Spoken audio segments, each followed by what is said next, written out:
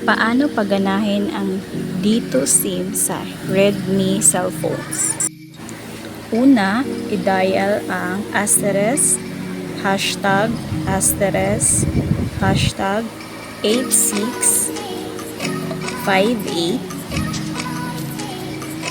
3 hashtag asterisk hashtag asterisk.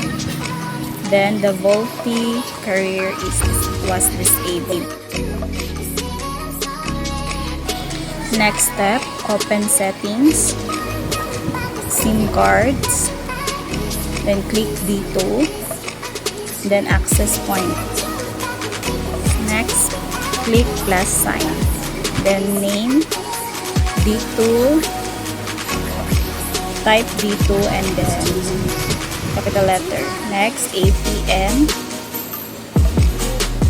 internet.dito.ph, then click more, and then save.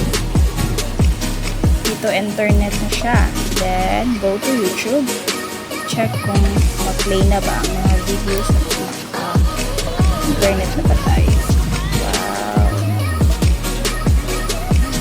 that's all. Thank you.